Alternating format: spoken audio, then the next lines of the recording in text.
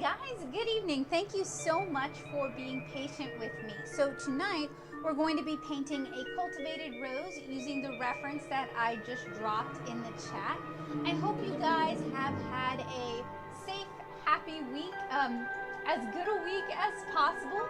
I know that kind of depending on where you live, things are up in the air for people, so I am over here wishing you guys the best. I'm going to take a moment to just let everybody know that the stream has started and give it a chance to populate. And why don't you guys do me a favor and tell me one really good thing that happened for you this week? I know that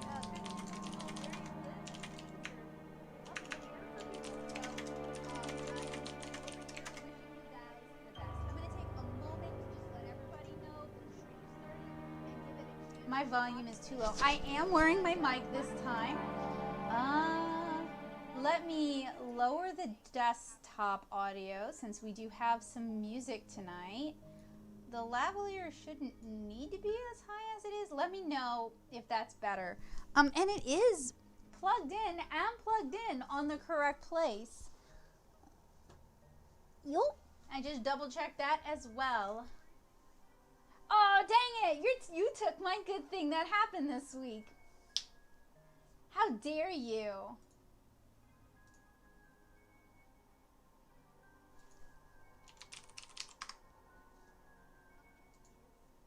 It would be so handy if I could just have all my socials update when I go live instead of me having to go through and do it.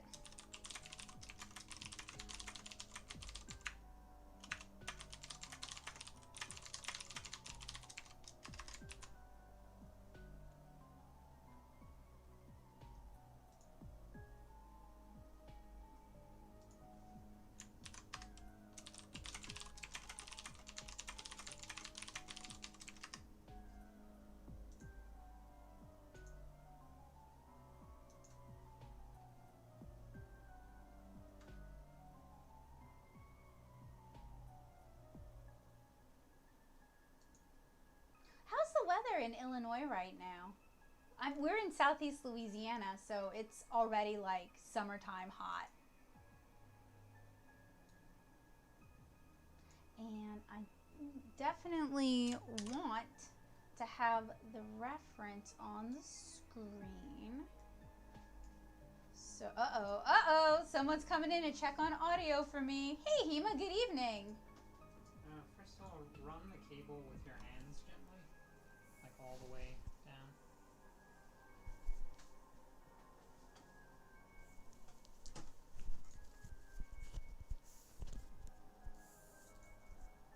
Pretty hot in Michigan. Oh man. I imagine it's only going to get hotter as the summer progresses. Can you say something? Yeah, I will continue talking. I think it still needs to be It's louder. been pretty humid here in Southeast Louisiana, which makes watercoloring an interesting challenge. I might have to turn the fan on. Generally, I don't like painting with the fan on because it makes me kind of cold and because it can push the pigments around for me. I don't know if you guys have noticed that. And also sometimes it will make some parts of the paper dry faster than other parts of the paper. But when the humidity is really high, you know, got to do something, and air circulation can really help with that. So today I am going to be painting using my kind of grody Daily Driver palette. It's full of cat hair. This is an ensemble of watercolors from across the watercolor spectrum. So I have Holbein, I have Winsor Newton, Daniel Smith, Kusakabe, basically anything I like goes in this palette. So I'm not brand specific. I do paint with a lot of convenience colors. And generally, when I'm talking about what colors I'm selecting for the rose today, I'm just going to refer to them by kind of a generic description rather than by their brand or by their name, because that kind of, I feel like that kind of enables people to paint with what they already have. Oh, nice. Tali said, one good thing that happened to me this week was my brother's fiance came over to see us along with her grandfather. That sounds really nice, like a very pleasant visit. Oh, Hema, you and Joseph are on the same page regarding that. Cat hair brushes. You know, I am sure there's somebody on YouTube who is making content doing just that. All right, give me a little bit more of a second because I do want to have the rose. Yeah, okay, there we go. The rose pop up. And I also want to have the chat where I can see it. It always takes me just a couple minutes to get everything set up. But so far, we're looking pretty good. The chat is on top of the rose. I apologize for that. Let me make it a little bit thinner and then we can kind of dive in. How long have I been doing this? Okay, so I started watercolor, gosh, when I was 24, 25, because I started painting watercolor comics and I wanted to become more proficient in this media that I'd loved. I dabbled with it in undergrad, but I'd really devoted myself to it when I was in grad school. So I'm 35 right now, so I've been doing watercolor pretty much every day of my life for 10 years now, which doesn't seem like a lot, but when I recite it, it feels like a lot. Okay, so with this rose, maybe I won't even use a little mixer palette. We'll see. Often I need them. I might not need it this time. And I really want to capture that kind of peachy color. So what I'm doing is I usually would use an eyedropper for this. All of my eyedroppers have gotten scavenged for other things at the time, or for the time being, sorry. So I'm going to grab some cool red, so like a scarlet or scarlet hue. And I also want to grab maybe a smidgen of yellow. So I'm grabbing, actually I could get a warm yellow. That would probably work better.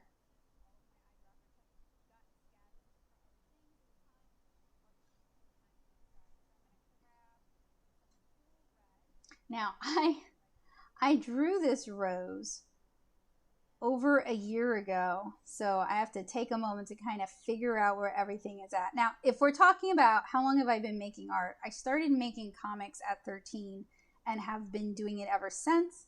I have an MFA in sequential art and I have my bachelor's degree in digital art, so I have a lot of art under my belt.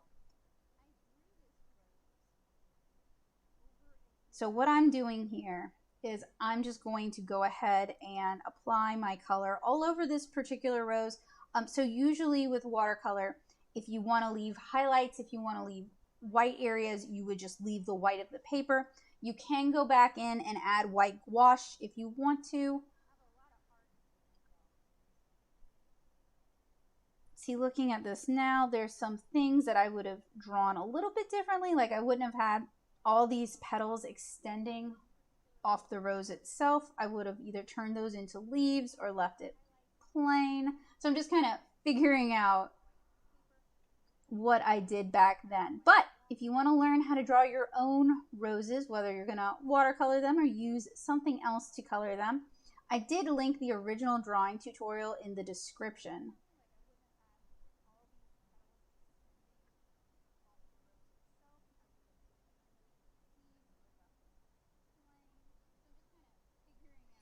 Then if you get it over, I'm going to do a dark blue probably for the background. So I'm not actually that concerned about overages. So tonight, and as I have been with the other how to draw and how to paint flower tutorials, I am working in a Blick watercolor sketchbook. So this is a cellulose paper. They don't handle quite as well as cotton rag papers do, but they do make for excellent inexpensive watercolor sketchbooks, as long as you keep in mind that it is not going to handle the same way that a cotton rag paper would handle. And one of the big issues with cellulose paper is water control, particularly if the humidity is high, because it will just kind of sit on the surface of the paper rather than really soaking in. So the next thing I'm going to do is I'm going to poach some of this and grab some of my scarlet red, my cool red. Or, sorry, this is a warm red. I don't know why I'm calling it a cool red, other than it's more like an orange to me. And then I'm also going to grab an actual cool red. So I'm going to grab some alizarin crimson.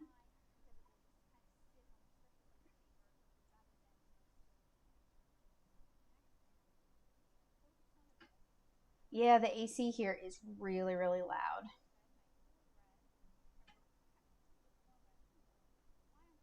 And then what I'm going to do while this is kind of still wet and I can get it to diffuse is I'm going to kind of dab in my slightly darker mix. Now, one of the things to keep in mind about watercolor is that it will dry lighter than what you put down, and that's just something that takes a little bit of getting used to.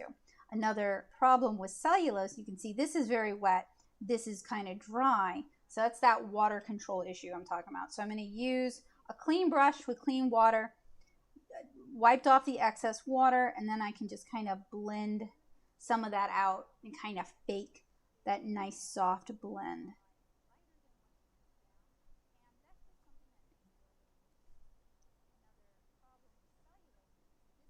And I guess I'm still having microphone problems. No, it's not the microphone. You've got a video playing in the background. What?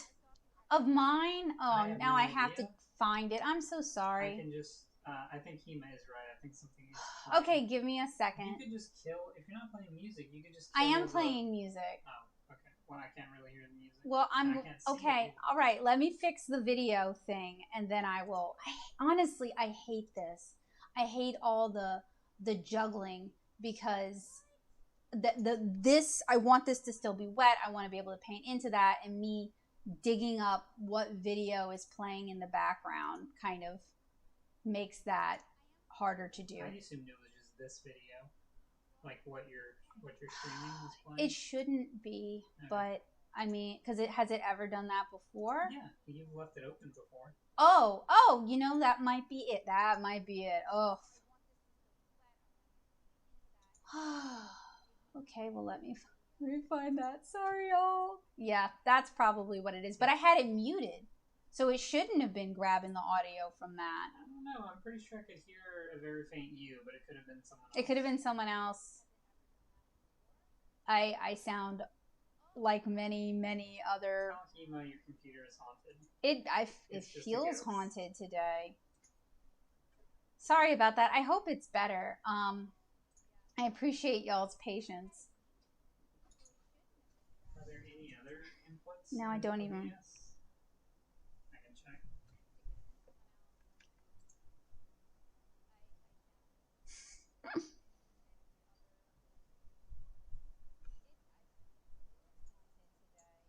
Well, so now I no longer have. I mean, I can't even see the rose. Y'all can. I can't. I don't. It's mostly dry now, so that kind of messes things up a bit. But that's okay. You know, I have spent a lot of my time painting on cellulose paper, so I kind of know how to force it into what I want it to do. Well, so now I no longer. To be honest, I am really lucky to have somebody to help me out with the technical support stuff. It really. The tech support stuff, even though I'm fairly tech savvy, it does kind of get on my nerves because to me, as somebody with ADHD, it is just a distraction away from the thing I want to be focusing on.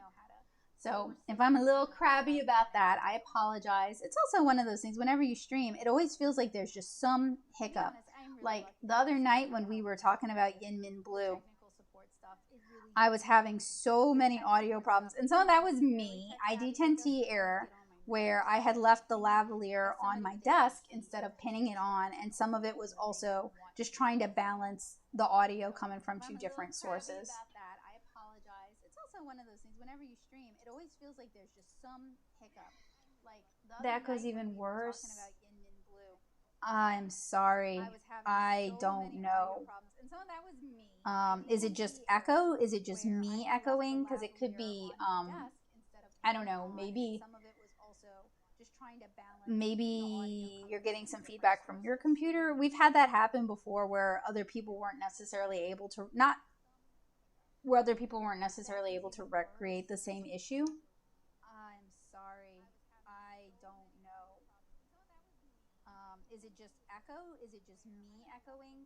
Oh man, yeah, it's a lot to juggle because like your brain is already thinking about making art and the choices that you're going to make while you're making art, and you're trying to narrate what you're doing and keep up with the chat, and then suddenly you start having computer problems or tech issues, and it's just really frustrating. I just killed the desktop audio. We can't hear the music anyway, so that's why I turned it up. Okay. We couldn't hear it Yeah. but Well, in fact, it's just more of you talking. It's possible you have two mics active. I would not even know what the second mic would be. And one is set to whatever it's called, where it feeds to the output of the computer. That, I mean, like a virtual mic. I mean, maybe no, that. It's not called a virtual mic. Windows is a specific name for it. I forget what it's called. Well, where, like the mic, the speakers play with the mic here. Thank you for helping me. I appreciate it. Oh, I have no idea what's going on. Yeah, it is truly a ghost in the machine tonight. Are you picking up the same issue too, Joseph? Yeah, I can. Okay, Hema, Joseph's having the same issue, so it's me. It's not you. Yeah, I mean that's one of the reasons why I turned up the desktop audio, because, like I said, I wanted to either be able to hear the residual thing better or hear the music, and it turns out it was just some goof. Yeah. Well, I was watching YouTube while I was painting earlier, so I was really hoping it wasn't picking up audio from that.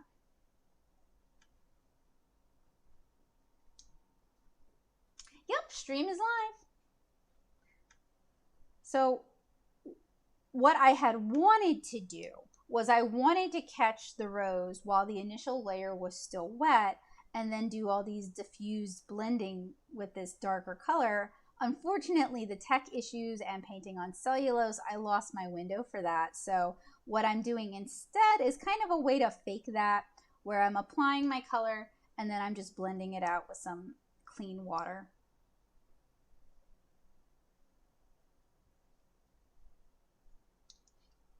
And earlier last year, I did tutorials on how to draw 18 different fairly common, fairly popular garden flowers. So this is actually from that time last year. So if you're interested in my method of drawing flowers, if you'd like to learn how to draw your own flowers, if you enjoy cartoony art and illustration, I have the link for this rose in the description below. And then previously we painted this tulip and then this wild rose in other watercolor streams.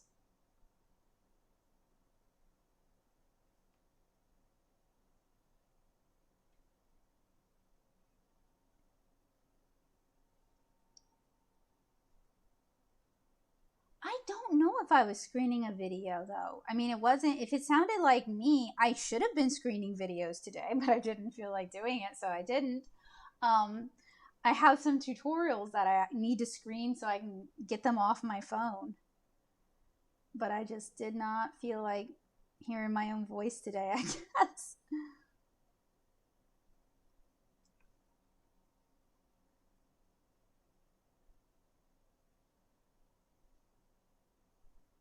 So I think we're almost officially in hurricane season in Southeast Louisiana. Now, usually we don't get the real bad hurricanes until like July, August, September. But it does definitely crank up the amount of rainy days and the humidity in the air.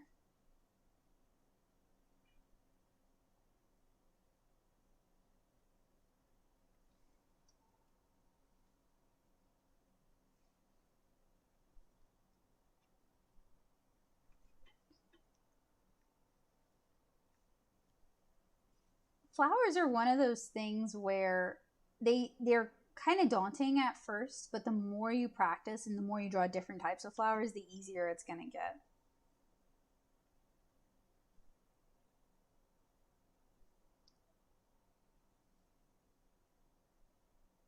I'm glad I clipped the paper down tonight because it's really, you can't really see it, but it's really puffing up.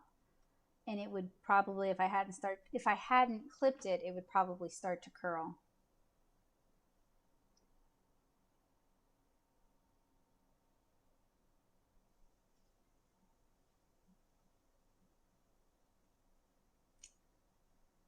I apologize that there's no music tonight. I know it's helps add to the mood and the relaxation, and also makes when I just don't have anything to say, a little less awkward. At least there's something to listen to. I'll try to get that fixed before, if we do the stream next Friday, before next Friday's stream. It's been a bit though. Life's been definitely keeping me busy and throwing a lot my way.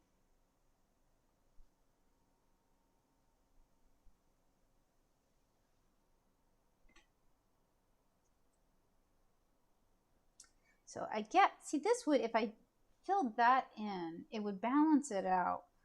But it's also just a lot. But I'll do that anyway.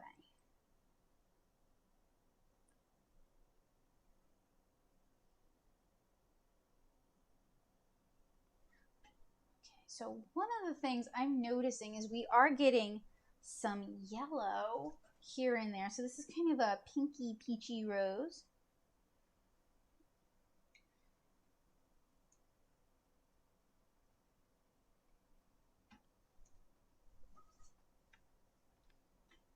And I don't want to go overboard with how much yellow I'm adding. And I've noticed that it does seem to be kind of in the sections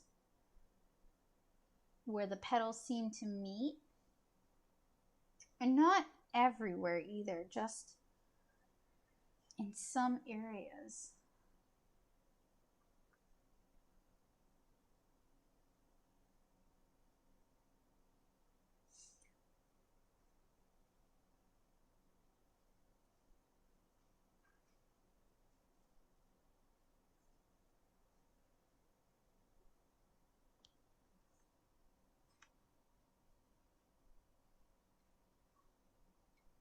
I do too. Yellow and pink together has this like really pretty color combination. Of course, this hadn't dried, so I'm getting some blooming. That doesn't really bother me. I'm not really concerned by it, I guess. Partially because it kind of adds to the watercolor nature of it, which is something I find that when I'm painting on cellulose papers, it starts to lose some of that.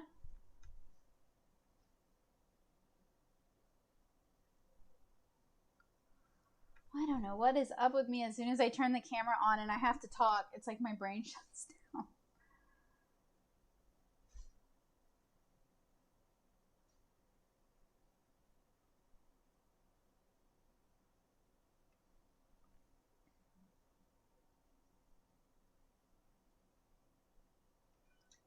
So I'm just going to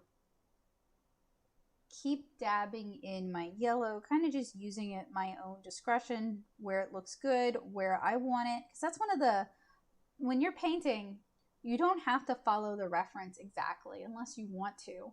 And that's something that I really enjoy about art, is that you can kind of do what you want with it, and the reference is just there as like a guide. It's not there to dictate everything you do. So I'm not really following the reference other than as kind of inspiration and as a guide. I do actually like how that ended up modeling into the petals.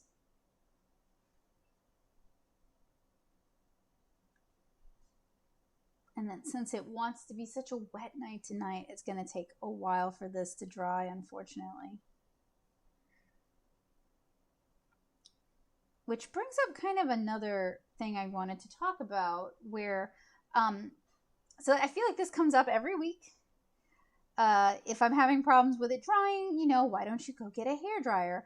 Well, when I'm painting on cellulose paper, I find that hair dryers tend to be the worst thing with them. It just tends to make my pigments kind of turn chalky, even if I'm working with professional grade paints that have very little opacity to them. It can make the paper buckle and kip in strange ways, and it can push the pigments around in a way that I don't necessarily like, because you're blowing hot air at your paper. What I prefer to do is I prefer to either put it like underneath a vent or turn the fan on, which is still directed air pushing the pigments around, but it's not quite on top of it. as a hairdryer would be.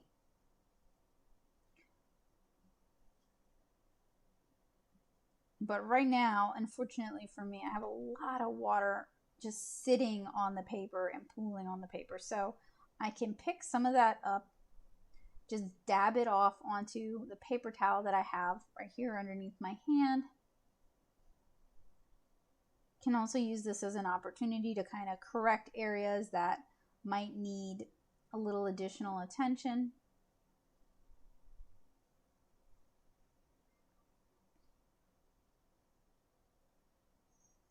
And I can also dab in some extra, but I do like the modeling, the blooming that I got over there.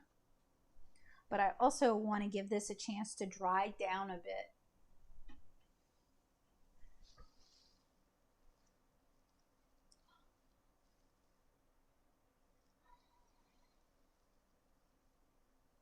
For starting a watercolor comic or mini comic, would I recommend other papers like Canson XL if one can't find Montvol? So what I would recommend you do, if possible, is I would recommend you get samples of some of the other papers you're trying to work with, the other papers that you're thinking about using. And what I would do is sketch out a page on each of them. It doesn't even have to be a serious page. It could even just be an illustration with a couple of different parts. And I would just try painting it and seeing how I like it first. Before I used Montvol, which arguably is not the best watercolor paper out there, it just works well for the comic that I'm making.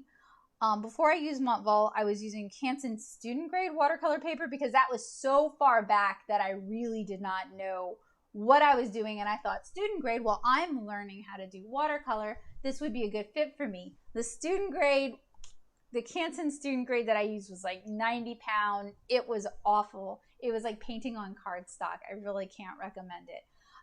If you can't find Montvol, XL is very affordable. You can find it all over the place, from Walmart to Michael's to art supply stores. It's not quite as good as Montvol, and the Blick Studio watercolor paper is also, this is about on par with XL. So it doesn't really take water the same, or watercolor the same way that a nicer watercolor paper would, or even a nicer cellulose paper would, but it isn't as bad as some of the cellulose papers that are out there. So typically when I'm looking for a watercolor paper for comics, I want it to be 180 pounds. So a lot of the inexpensive cellulose papers, or the cellulose papers that are watercolor papers in sketchbooks, those are 90 pounds. So they're really like just cardstock that has an embossed pattern on it. The 180 pound is much thicker, and it's more like a board, so it's going to not buckle as much. I'm also looking for a paper where I can do a lot of washes, I can do a lot of layers, I can do a lot of glazing, and the colors don't just like slough off onto my brush, or they don't just pick up and smear. They stay on the surface of the paper, which for cellulose paper is a challenge because, like Calvin said, everything just kind of, with cellulose papers, everything just kind of sits on the surface of the paper.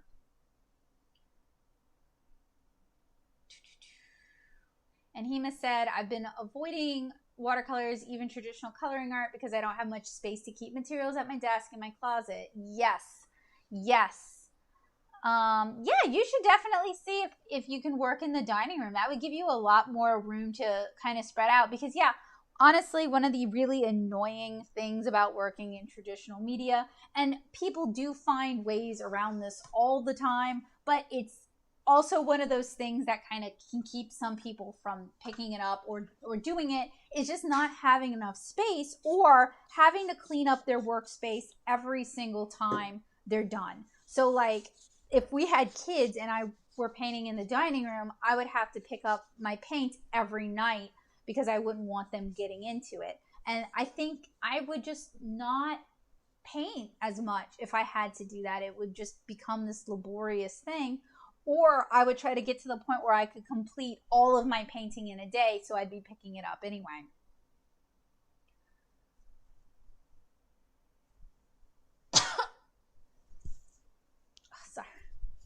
Sorry, I have, okay, so I have all these band-aids on my neck because I think I mentioned this in the other stream, but my brother's kitten, the kitten he rescued, had ringworm. And we all got ringworm, even Joseph, who hardly handled the kitten at all. Sorry about that. So I've been treating it, but dang, that's an uphill battle right there. Oh man, sorry. I got something in my throat and I really need to get a cup of water. So I will be right back. Sorry about that.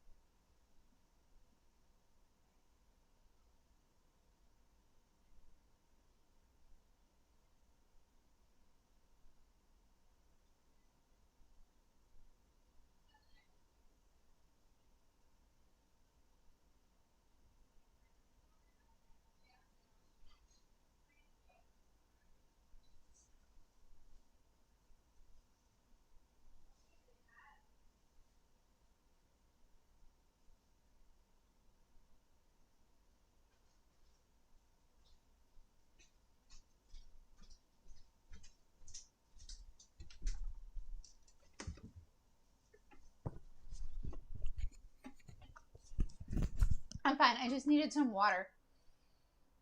And then I also came back with a caramel because that's making good choices.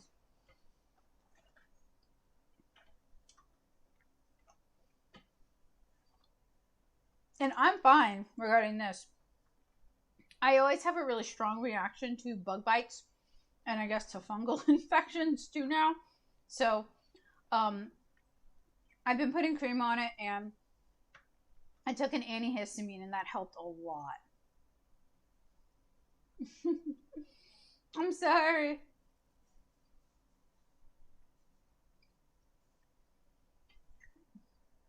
Kitten is doing well.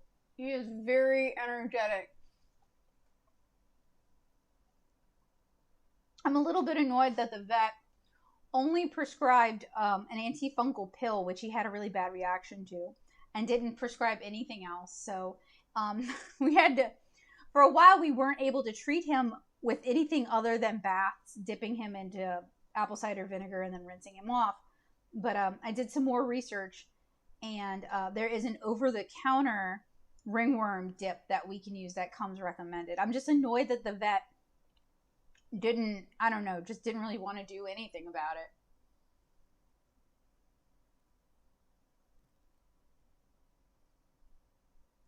Yeah, that's what I used to love about painting in batch is that while the paint was drying, I could move on to a different page or a different panel. So I grabbed some more of my cool red, my alizarin crimson in this case. I'm going to start in the center of the flower. And hopefully it's still wet enough that it kind of diffuses in some areas, but it's dry enough that I can actually get it to take the watercolor.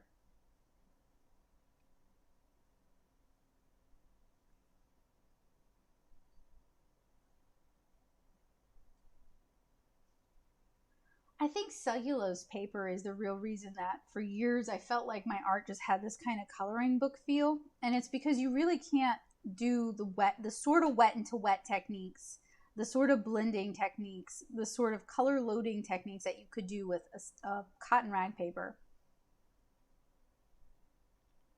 So it makes it less inviting, I guess. I think I am using her blog, the My Foster Kittens. I think I'm using her blog for that, which I greatly appreciate her sharing that information. I totally do not know why the vet couldn't have mentioned, like for instance, usually ringworm is treated with a couple of different treatments at the same time. So an oral medication and also a topical medication. And then depending on the age of the animal, they might recommend that you just do like a dip or a bath instead. None of that came up during his visit. And Bowie, when we adopted him, didn't have ringworm. He had fleas, but no ringworm. And he was also older. Dax is like 5 months, and Bowie was at least 2 months when we got him.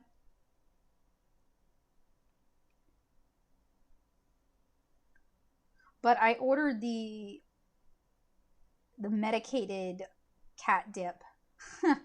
And hopefully that's coming in on Sunday so we can see if that makes any improvement. The thing is, he is not showing, I mean, other than him glowing like a Christmas tree under a UV light, he's not showing any lesions or sores or anything. So I'm really grateful for that, because like as a human, I can deal with that.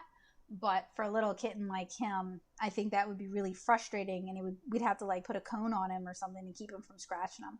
And thank you for saying the flowers are really beautiful. I was just thinking it's a good thing I have these two here, because otherwise I might be tempted to just like be lazy tonight and not do the rows up to the same standard. But because they're side by side, I'm gonna feel like I have to, so it holds me accountable. Although it is such a wet night. I don't think it's raining, but as you can see, it's just not going to go anywhere. And I point that out because, you know, when we talk about watercolor, we often talk about what brushes are best, what papers are best. And to be fair, cellulose is not the best paper. What paints are best, but you know, the atmosphere, the environment that you're doing your painting in can make a really big difference in how your paints handle and how you're able to use them. It's going to be real interesting when I'm painting Kara again, because I have painted Kara pages while in Louisiana. I did most of Kara while in Nashville, though, which, while somewhat humid, is not as humid as Louisiana. So it's going to be, I might end up switching papers. It's going to be really interesting to see how the paints and the watercolor handle down here. Thank you so much, Dawn. And hey, Bugsy, good evening. Every time I try to make actual character sheets, I give up and get sloppier around having them all side by side. It's kind of like, okay, it has to be at least this level of good. Because otherwise, if I don't have it all side by side, then it starts getting kind of inconsistent. Even with watercolor pages, if I'm working on like a scene, and by a scene, I mean like a movie scene kind of scene where it's a complete mini arc, that kind of thing, I'll try to paint all those pages at the same time. I'll paint them in batch so that they all kind of match each other in terms of like level of detail and what color palette I'm using. And I find that that kind of helps keep it consistent. I think cotton paper gives really vibrant color as well. Cellulose, I think, is best if you want something very affordable, because it tends to be way cheaper than cotton rag paper. You can also find cellulose watercolor paper in the US, at least, a wider variety of places. Like you can get Canson Montball at Walmart, which is like an everything kind of store. You can get it at Michael's, which is a craft store that carries all kinds of craft stuff, not just art supplies. So, you know, one of the big pros, in my opinion, of cellulose paper is that it is affordable and accessible.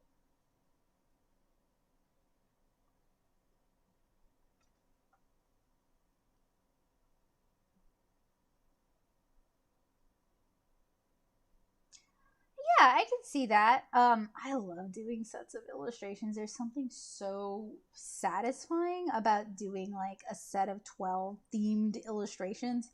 It does not do so well, I have found, on the internet, at least with my work, but it's so satisfying.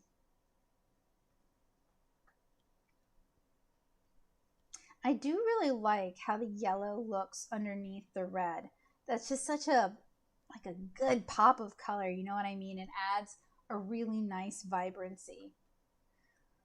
Now, I'm also kind of debating if at some point I want to get sassy and try to add in a little bit of a cool color, a little bit of like, oh, I don't know, maybe like a little bit of purple, or maybe even, no, ultramarine. If I were working on a cotton rag, ultramarine, very, very light wash of that to add, because then you get that like really nice granulation just to add those shadows. Because if you look at our rose, we have some like really intense, like almost orange areas where the petals kind of nest. But then as the petals curve away from the light source, we also get some cooler shadows. And right now, I'm mostly just rendering that in, just using our cooler red, in this instance, alizarin crimson. But it would be cool to do that with like some ultramarine.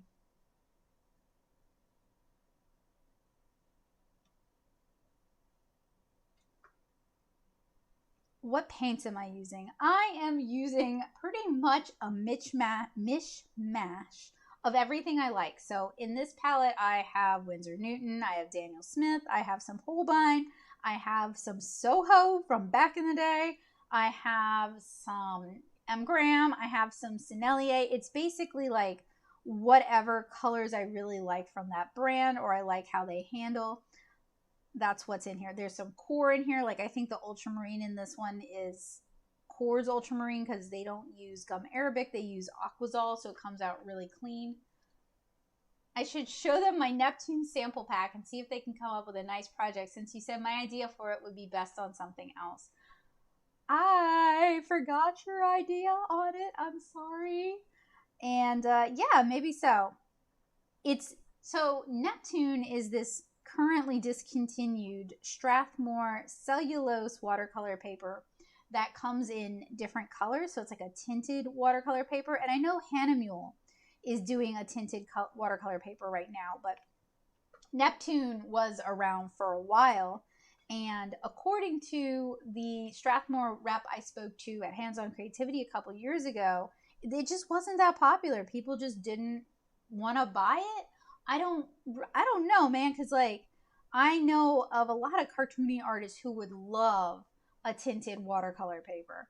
So maybe it was like where it was being sold, or the market that might have really been truly interested in it were not informed of it. I don't know, but I've been kind of squirreling it away because it's discontinued. It's not like I can run out and buy some more. You wrote it. I wrote it down. Okay, well then it's in my Discord. I just need to look it up. It was probably a good idea. I just am always working on so many different art projects that sometimes I forget which one's which. Now, something else that's nice-ish about cellulose is if you are doing comic pages, it's easier to get those really clear details even on really small panels. And it also takes pencil and ink really well. You can also use it, I think, to greater effect for mixed media.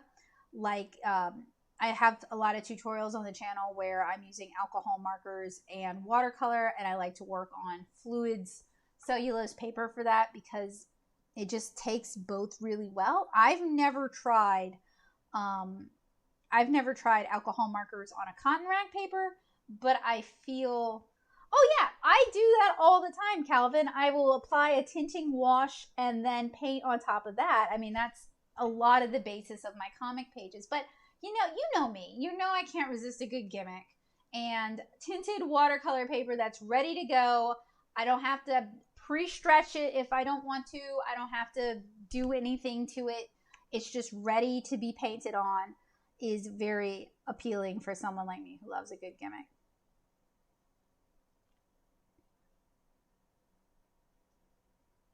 All right, so I'm still working with that alizarin crimson.